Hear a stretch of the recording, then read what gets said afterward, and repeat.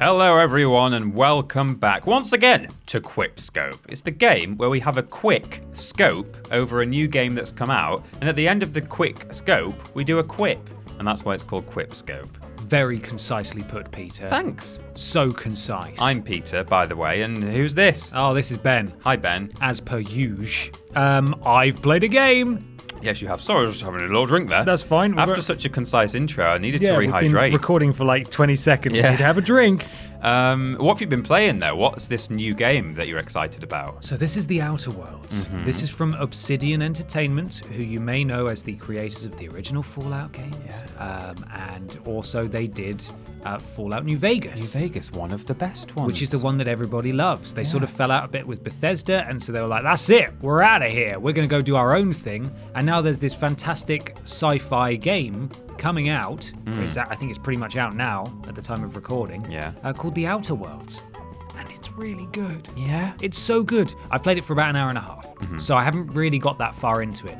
But if you were let down by Mass Effect Andromeda, if you were let down by Fallout 4 and obviously Fallout 76, and you liked Fallout New Vegas, then have I got some good news for you. Yeah, this is exciting because I was not only let down by, Fallout 76 I didn't even bother with because of the reception, but also Fallout 4, there was something about that it really didn't click with me at all. And I could see that objectively it wasn't a bad game, it just wasn't one of the best Fallouts. And just worse than most. Yeah, it was just worse than most Fallout games. And I think there was a lot of hype around it anyway, so you're kind of going in expecting something fantastic. Yeah. And it was just a bit like, oh, yeah, okay.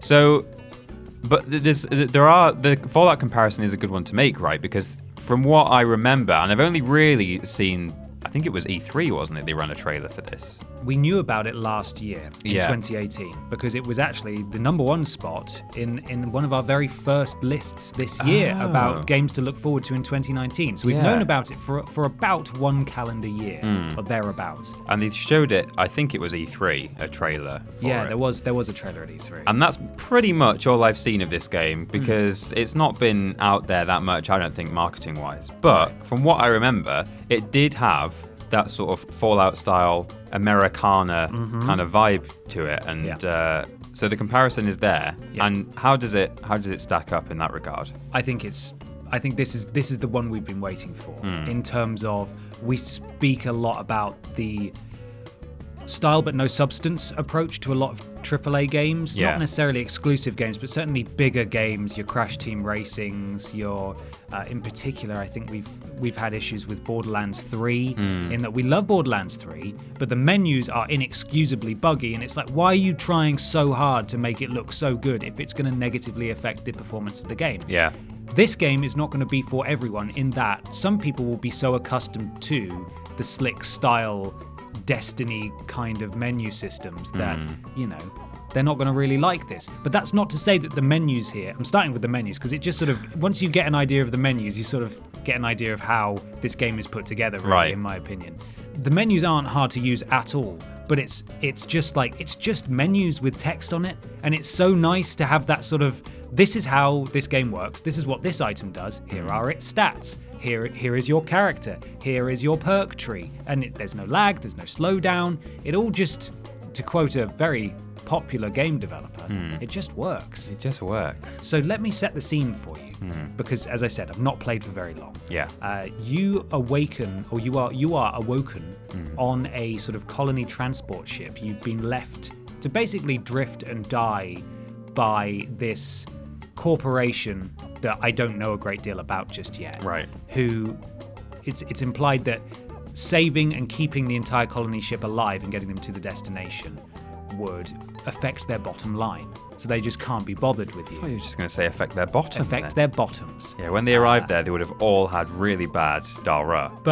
Space diarrhea. Space diarrhea is worse than most diarrhea. It is because it floats around. Oh, God. I don't want to think about that. Don't make me think about that. Sorry, you were saying about their bottoms. So, yes, their bottoms. But it's it's a galaxy seemingly ruled by corporations. So it's like the natural sort of conclusion, all these novels you hear about it in the post-apocalyptic future where all the corporations are running everything and all that. Can I say post-apocalyptic? It's apocalyptic in the sense that human beings have no value because it's all just corporations and making money. Amazon for president. Exactly. Amazon presents the United States of America, that kind of thing. Yeah. So everyone is saying, everyone you speak to is proudly boasting whoever it is that they work for, and it's almost like if Amazon Prime employees who work in the warehouses, the fake Twitter accounts? Yeah. Where they're saying, I love working at Amazon Prime. Yeah. It's that, basically. Right. Everyone's sort of not brainwashed, but they're indoctrinated into this way of life where it's, I'm a good company man. We're a good company family. We're good company folk. And it's like, it's so weird to hear them talk like that.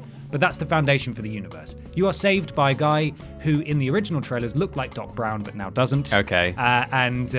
He's wanted by them, and he saves you, and he basically says, I need your help if we're going to save more of your colonist friends. When you say Doc Brown, do you mean young British actor Doc Brown or Back to the Future? I mean Back to the Future Doc Brown. Doc Brown. I mean Back to the Future Doc Brown. Then you get chucked in a pod, and you get sent down to the planet. And again, I don't know the names of the planets and stuff yet because this is very early days. But you create your character, and it's an in-depth character customization, creation thing. You can set your name. It's a proper return to the original sort of dialogue systems that you would come to expect from sort of the Fallout games, basically, before they changed it all in Fallout 4, where you don't speak. You have no voice acting. They do. But you're just close up on their face, and you get to pick dialogue options based on your stats and your skills. You have brackets saying persuade, lie, use your engineering stats to get this answer. Yeah. And it's just like the comparisons that can be drawn to Fallout New Vegas are immeasurable. So I cannot understate how much you should play this game if you like Fallout New Vegas. Yeah. Because it is just that set in space. They've left Bethesda. They can't take that engine with them, and they've replicated it, but done their own thing and done everything else that they wanted to do with it at the same time. Yeah. It reminds me, actually, when you're creating your character, of the opening of Oblivion. When you're choosing the star sign to be born under. Oh, I really like that bit. And you can level up certain skills. So each of you have like backgrounds and stuff that give you little statistical boosts. And it's like, oh, I chose mascot. Right. I used to be a mascot, like a sports mascot, because it gives me a charisma boost. Right. And stuff. RPG-wise. Very good. That's nice. How does it run from a technical standpoint? Is it? I had no issues apart from when I entered combat a couple of times, and it did. It did because it's instant combat. It's first-person shooter basically, and I shot a guy and he just flew very far away, which was quite comedic. Yeah. But usually they just sort of collapse into the floor and do a little jiggle, like and that's not a problem. That's not a problem for me. I mean, again, to make the Bethesda comparison, whenever a new Bethesda RPG comes out, whether it's either an Elder Scrolls or a Fallout, you're expecting, you're almost going in there expecting in the first month, some of the horses might fly away, or, a man's head might fall into his entire body. So to once again compare this to Fallout, I guess the odd flying corpse is not too bad, really, as long as it's actually... it's not you're finally awake and then suddenly you're on the moon. So that's a good thing. Yeah. What about actual gameplay though? So you can equip up to 4 weapons. They're melee weapons. All you have perks and skills and stuff. You get, I think, a perk every 2 levels you go up. But when you go up a level, you can put, again, kind of like Fallout 3 and New Vegas, you can pick specific skill brackets or ability brackets to put a point into, and everything that falls within that. So I can't give you an example off the top of my head, but let's say for argument's sake, engineering, and underneath it's computers, lock picking. If you were to put one of your however many points you get from going up a level into that, every level within that subsect would go up by a few points as well. Yeah. So it makes sense when you play it. The shooting is good. I like it. You have a slowdown power. I don't know if that's going to be built upon or if it's interchangeable with other stuff later on. So what you mean, is it almost like VATS? No, you can. Well, I suppose in a sense it acts like that. Yeah. You can press R1 and you have a bar in the corner, and time just slows down for a bit, but your aiming slows down as well. Okay. So it's all proper slow motion reaction. But it's very cool if you've got a lot of people running at you, and you just tap it, and you can just go and turn, pop off a few headshots, and then continue on your way. It's always going to, I think, have that level of potentially perceived jankiness. Just compared to, I know Fallout 4 was no picnic in a lot of places, but just compared to how Bethesda decided to streamline the RPG experience at the expense of an actual RPG experience. Yeah, in a they lot did, of ways. to be fair, yeah. And so you're going to see maybe some strange, jerky animations from NPCs walking around, but I think Obsidian knows that players who like their kinds of games just know that that's what it's like. That, it doesn't. If they made it as smooth as Bethesda is trying to make Fallout, which is going horrendously wrong. Yeah. If they tried to make it as smooth as AAA games that are nothing like them, just for the sake of getting more people in, then it would lose not charm, but there would be other things that come with that. Yeah, people come to them for that. Old school is a bit of a strong word, given that it's within the last decade, but old-ish style RPG compared to what we get nowadays, rather than for a super, super smooth experience, right? So, yeah. Exactly. So when you say it does feel like a slightly older style of RPG, are there sort of dozens and dozens of items in a room, like kind of set dressing level stuff? Yeah, so it's not like Fallout, it's not like the Bethesda games in that they have a lot of just items lying around that pick up silver platter, pick up bowl, tin cooking saucepan. Yeah, nothing like that. But they do still litter the environment with items that you can pick up by going directly to them and picking them up. There's a scrapping system, there's a repair system, there's a weapon tinkering system. You get this ship that almost immediately, and this is one thing I should mention, because Interplay, and I think a lot of the guys from Interplay founded Obsidian, and Interplay did the original Fallout games. That game was dark and had some really dark humor in it, and Fallout New Vegas was incredibly dark in a lot of places, like really grim, and that humor is here. Right. So when you first get sent down on the pod, the guy you're meant to meet, his body's just poking out from under where your pod lands. It's just his legs sticking out. So then you go down and you basically take his ship. And there's an onboard sardonic GLaDOS-style AI on there who you have to convince that, hey, I'm the guy who owns the ship. This is my ship now. Right. And you can pick whatever you want. You can be a real bastard to people with your dialogue options as well, which again is a nice change. And on that ship, you have pretty much everything you need. There's a weapons workbench. There's a place where you can reset your skill points. Oh, okay. And so on. I walked to the nearest town, which is where I finished playing this morning before coming in and coming into the office. And I just chatted to a guy who was on the gates outside, who gave me a bit more information about the main quest, which was locate a certain engine part so we could take off from the planet. But he was telling me about how he's a caretaker, he's a gravedigger. Right. An undertaker is what I meant to say. Yeah. But he is a caretaker. In many ways, undertaker. Yeah, he takes a lot of care. He takes a lot of care. Of corpses. And they've got marauders nearby who keep robbing the graves. And so I was able to get a couple of side quests from him. Or at least I was able to get a side quest from him to go and collect money from families who hadn't paid him. And then when I found out about his marauder problem, I said, I'll help with that. And he said, well, if you want to do that, you're going to want to go inside the town and talk to such and such. She pays by the finger. And I was like, this is great. This feels like an actual RPG. God, yeah. I'm being told things about where to go and people to speak to. And I know that if I go in there, I can find someone who will give me another quest to take out some marauders. Yeah, it's organic. It's natural. I don't like Radiant quests that Bethesda seem hell-bent on putting in because they're empty and there's no heart to them. There's no writing. It's just extending the game time for no reason. Yeah. And again, I've played so little of this, but it just seems so pitch perfect for Fallout New Vegas fans and Obsidian fans that you owe it to yourself to play it. You really do. That's good. You mentioned the ship. Is that just used in sort of cutscene style, fast travel-y things, or do you actually get to fly it around physically? As yet, at the moment. I don't know. I imagine you don't. No. Physically. I was going to say I wasn't aware of a ship until you just mentioned it, but yeah. Yeah, I don't think you will. But that's fine. it's cool that it's got an AI on it that's funny. Yeah. That you can talk to about stuff. Yeah. All of the characters so far have had quirks to them, and you can just be whoever you want. You've got a reputation system in the menu that I saw with about maybe 6 or 7 different corporations. So clearly at various points you're going to have to do things that will be against certain corporate interests and get in people's bad books. But you can walk around and just tell people they're stupid. Like, I found a guy who was injured and I healed him, went down the hill, found his buddies and spoke to them. And I said, oh yeah, your friend's up the hill. And they went, oh no, is he okay? And I had the choice of, he's alive, but he's an idiot. Yeah. Or, oh, I patched him up. So I went, oh, I patched him up.